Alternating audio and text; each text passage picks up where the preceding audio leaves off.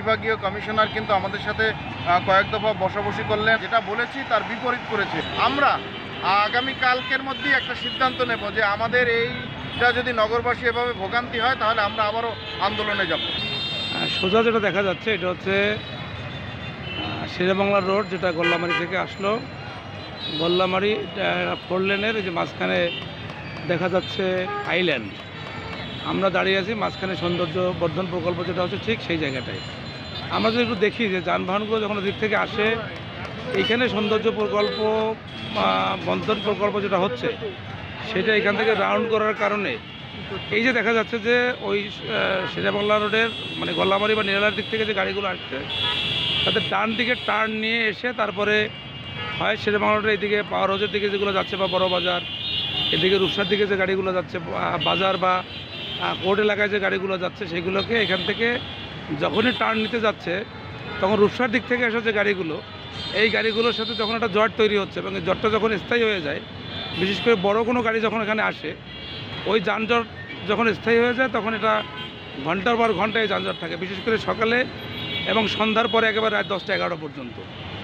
আমাদের যেটা দাবি সেটা হচ্ছে যে এইখান থেকে এই যে জায়গাটা আছে পুরো স্পেসটা আমরা দেখছি, এই যে মসজিদের পশ্চিম পাশে এই পুরো স্পেসটাকে যদি ধরে আমরা যদি ধরি তাহলে এই যে বাড়তি জায়গাটা যেটা রাউন্ড করে যে বাড়তি জায়গাটা রাখা হয়েছে, এই বাড়তি জায়গাটা হচ্ছে আপনার যদি এখান থেকে যদি এই কতটা স্পেস যদি ছেড়ে দেওয়া হয়, কারণ যেখানে হচ্ছে যে স্পেসের অভাবে এই যানজট তৈরি হয়েছে, নানা রকম বেদখল হয়ে গেছে, আশেপাশে যে হাইরাইজ বিল্ডিংগুলো হয়েছে সেগুলো বিল্ডিং কোড মানে নাই, তাদের কোনো গাড়ি পার্কিংয়ের জায়গা নাই, ইত্যাদি কারণে এই প্রবলেমগুলো দেখা যাচ্ছে।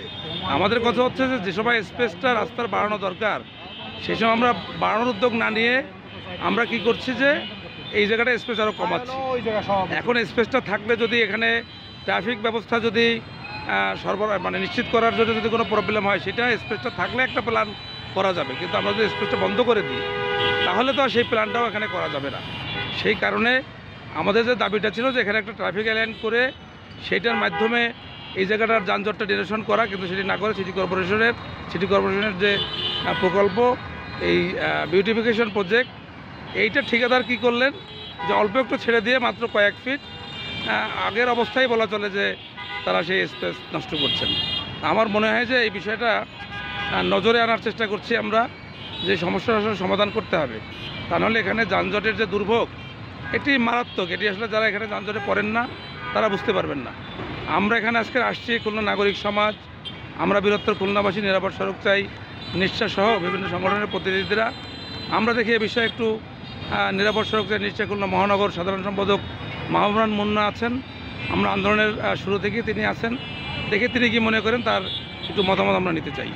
সত্যি কথা বলতে আমরা চেয়েছিলাম যে এখান থেকে মানুষ যেন স্বাচ্ছন্দ্যে যাতায়াত করতে পারে, সে কারণেই কিন্তু আমরা মানববন্ধন, বিভিন্ন সভা সেমিনারে প্রতিবাদ জানিয়েছি। পরবর্তীতে বিভাগীয় কমিশনার কিন্তু আমাদের সাথে কয়েক দফা বসাবসি করলেন। আমরা কিন্তু একটা নির্দিষ্ট আমাদের নাগরিক নেতাদের সমন্বয়ে আমরা কিন্তু একটা প্ল্যান দিয়েছিলাম যে এইভাবে করলে রাস্তাটা ভালো হবে এবং যাতায়াত করতে পারবে, কিন্তু আমরা দেখতে পেলাম যে আমাদের সে কথাগুলো অরণ্যের রোধন। Voice of Tiger.